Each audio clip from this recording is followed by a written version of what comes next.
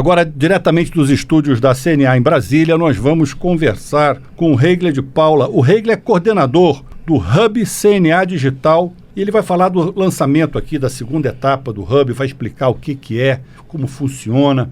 É uma inovação atrás da outra, esse Hub digital, não é não, Reigler? Obrigado pelo convite, Marcelo. A gente está muito feliz com o segundo desafio. É uma prova, aos poucos o Hub vai tomando forma a cada uma rodada que nós lançamos. Conta pra gente, pro pessoal entender direitinho, como é que funciona isso? Como é que é esse projeto? O Hub, de uma maneira geral, uma explicação bem curta ele é uma política de inovação e investimento por parte da CNA. Os produtores rurais, eles têm problemas, esses problemas, e aí eu estou discutindo só os problemas da fazenda. Esses problemas eles foram mapeados pela CNA, pelo sistema CNA, e aí a gente pegou os problemas mais graves e mais urgentes e a gente desafia o mercado que resolva. Então, isso aí, por exemplo, são propriedades previamente selecionadas com esse problema? Ou isso aí é em geral? A gente olha do ponto de vista da empresa de tecnologia. Então, a gente vira para empreendedores, principalmente de tecnologia, e fala a seguinte frase: eu conheço esses problemas. Então, na primeira rodada, por exemplo, nós falamos de conectividade, a gente falou de crédito de carbono, de seguro paramétrico. O que é seguro paramétrico? Seguro paramétrico é o seguro que você, ao invés de contratar um pacote, você contrata só um parâmetro. Então, hoje, por exemplo, nós investimos na Mitec, que ela faz seguro paramétrico climatológico, que você consegue fazer o seguro de um talhão de clima, muito específico, sem depender da produtividade do município ou da própria fazenda. Então, eles têm um processo. Então, como é que funciona o nosso relacionamento? Eles se candidataram no primeiro desafio CNA Digital, foram selecionados dentro de todas as opções que apareceram, que as empresas se candidataram, e hoje eles desenvolvem um produto junto conosco e junto com produtores rurais. Basicamente, eles tomam o lado do produtor rural, afinal de contas, esse é o grande ativo da CNA. E provocaram algumas seguradoras. Hoje eles têm 2 e o produto está para lançar agora em outubro. Reigler, como é que você interfere no dia a dia do produtor rural? Como é que isso mexe com a vida de quem produz? A nossa tese é que, a partir dessa compreensão do problema, que essas empresas consigam ter soluções que primariamente reduzam o custo ou aumentem a produtividade. Esse é o grande ponto, entendeu? Quer dizer, basicamente ele vai ou reduzir custo ou vai aumentar a produtividade. De alguma maneira sim. Ele vai gerar um ganho para aquela propriedade, para aquele produtor rural. É isso? De alguma forma, sim. O produtor rural, eu sempre brinco falando que durante o processo de levantamento de problemas, o que a gente fez?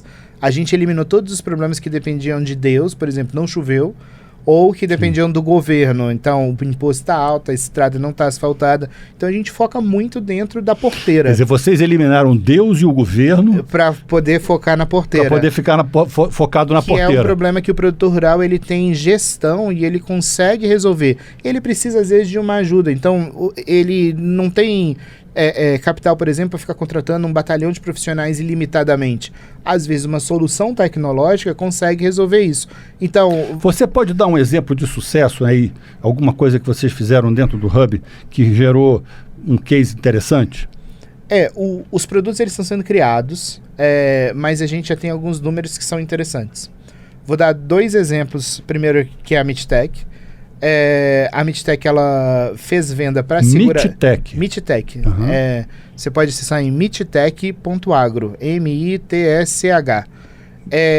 Antes, isso é mais para conhecer a empresa, tá? Porque esses produtos eles são traduzidos na linguagem do produtor rural. Então, a gente, por enquanto, está falando com a empresa mãe, não com o produto propriamente dito. Claro. A Mitec provocou seguradoras para usar a metodologia Mitec, a atuária da Mitec, para recalcular e para entender melhor o risco do produtor rural. Então, agora em outubro de 2023... Essa metodologia envolve os cálculos... Atuários, que são os cálculos que são feitos pela seguradora para você entender quanto que você vai pagar no caso de um sinistro. Exato. E aí eles criaram uma rede neural, que é uma rede que aprende sozinho com aqueles processos, e digitalizaram todo o processo de adquirência e subscrição de seguro de seguradoras. Então, essas 2 seguradoras piloto, que por enquanto a gente não pode anunciar, elas vão fazer um projeto para começar a fazer as primeiras vendas para o produtor rural depois de 6 meses que esse projeto está ativo. Quer dizer, isso é o seguro rural na prática mesmo, aquele famoso seguro rural que o pessoal reivindicou durante anos e anos. Que o seguro é caro, que no caso do café, por exemplo, é 20% do custo de produção, que é simplesmente inviável. Claro. A realidade brasileira, por exemplo, se eu falar só de seguro rural, é que você tem que determinadas regiões são menos tecnificadas, o seguro é caro, então a seguradora tem que compensar em regiões mais tecnificadas, que dão menos sinistros. Regli, me explica uma coisa aqui, por exemplo, em relação a isso aí, para o produtor entender.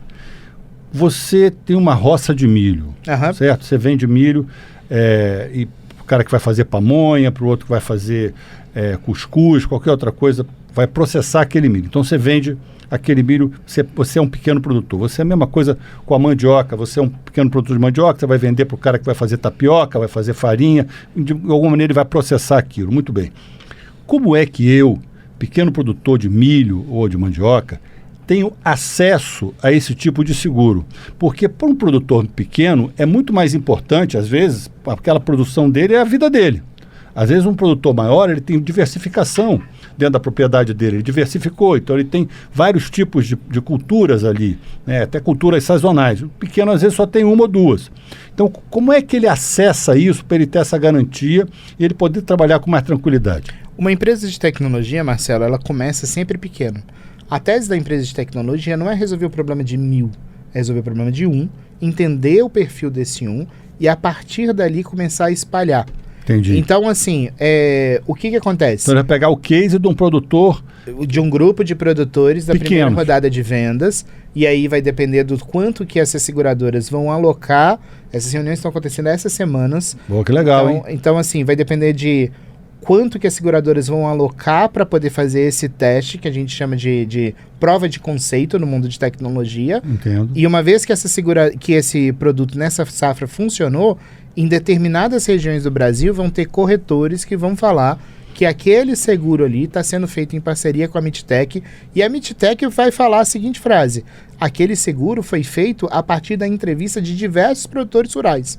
Inclusive eu te falo onde é que eles andaram entrevistando gente. Foi na cidade de Dourados e Douradina do Mato Grosso do Sul. Lá no Mato Grosso do Sul. Exatamente. Grande Dourados, um grande abraço aí para Dourados.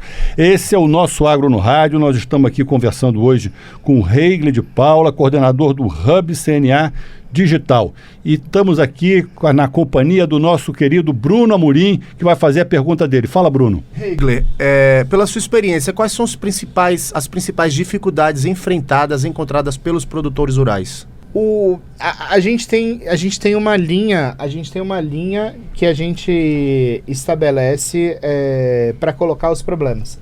Então eu falei, por exemplo, que na primeira rodada eram aqueles 5 problemas: conectividade, seguro paramétrico, crédito de carbono, rastreabilidade bovina. E tinha uma quinta, que era marketplace ou comércio eletrônico, que a gente não investiu, optou por não investir em nenhuma empresa. E isso é bom no nosso caso, entendeu? Por quê? Porque a gente investe em empresa que atenda a determinados parâmetros e a gente precisa acreditar racionalmente que aquela empresa ela é economicamente sustentável e que ela está propondo uma coisa que a gente nunca viu.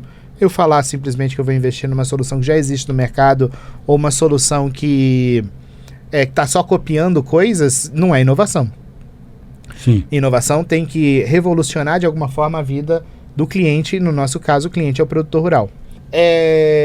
Hoje a gente está com uma chamada em cima de 5 desafios que são bem interessantes: energia elétrica, manutenção de máquinas e equipamentos, aquicultura, segurança no campo e bioinsumos. Então, e aí em cima disso... O que nós temos aí na área de segurança no campo, que é uma área importante e sensível? Nós sentimos aqui muito que os produtores, às vezes, conversam com a gente e tal, falam muito dessa área de segurança. Qual é o problema? Você tem um crescente índice de crimes no meio rural, incluindo roubo, fraude, golpes e invasões. Qual que é o nosso desafio? Precisa ter algum processo tecnológico de prevenção ou algum processo tecnológico preditivo Claro. de ocorrências e incidentes dentro desse processo. Então, a gente está procurando uma empresa, eu não estou procurando, eu posso instalar uma empresa de vigilância, mas a gente não quer isso. Sim, sim. A gente quer alguém que fale, que consiga discutir tanto a prevenção quanto a predição de incidentes de maneira direta. Então, você tem que chegar para mim, uma das questões lá do formulário de inscrição é assim: escreva o problema segundo como você vê. E a outra questão é: me fala como que a sua solução diretamente resolve aquele problema. Ou seja, o Hub vai atraindo as empresas para dar essas soluções de acordo com a área que você define. Então, aqui na área de segurança, eu vou rodar o convite aí para algumas empresas, ou, enfim, interessados, eles vão lá, se inscrevem, correto? E você faz uma seleção a partir do que eles estão propondo, a partir do problema que você levantou, é isso? Exato. E ainda tem outros 4 problemas que se você deixa eu... Claro. Se eu puder sugerir. Um problema também que a gente tem é energia elétrica, e aí a solução tem que reduzir o custo da energia elétrica de forma direta. Tem que botar o dedo na tomada. Então, assim, não adianta você me trazer um processo que já existe, entendeu? Então a gente está discutindo tanto ao aumento da eficiência de consumo, quanto a redução do custo de energia, ou a implementação de outras fontes que resolvam esses 2 itens anteriores, entendeu? Entendi. Manutenção de máquinas e equipamentos é porque sem eletricidade não tem internet, né? Sem eletricidade não tem nada, né? Isso aí. Manutenção de máquinas e equipamentos é um outro problema, que é o alto custo da manutenção de máquinas e equipamentos. A gente sabe que o maquinário ele é fundamental para o produtor rural, ele é um bem de produção, e aí o desafio é que haja alguma solução de automação no processo de análise preventiva e preditiva, incluindo até a eficiência logística. Hoje o produtor rural quebra uma peça, eu nem vou falar de trator, eu vou falar, ele tem quebrou o GPS, quebrou um GPS, quebrou quebrou o motor do carro que ele usa para ir voltar da cidade todo dia, estragou a moto. Então, assim, eu preciso ter um sistema de logística mais eficiente no Brasil, que seja construído pensado no produtor rural. E hoje, se a gente parar para pensar, não existe uma solução tecnológica que funcione em todas as regiões. Claro. Outro item que a gente tem aqui como desafio, que eu acho também bem interessante, é a aquicultura. E a aquicultura, que está tomando forma a cada ano com maior produção, ela precisa de profissionais muito especializados. E aí eu aprendi, tem poucos dias até com a turma aqui da CNA, que foi me ensinar o que é a aquicultura, né? Que se você criar tilápia é um tipo de profissional. Claro. Se você criar traíra, é outro tipo de profissional. Então, falta muito mão de obra. Então, quando a gente discute automação, a gente discute a menor presença de pessoas dentro dos processos. Profissional de traíra, você toma cuidado, viu? Tem que tomar cuidado, trairagem, né? Ali.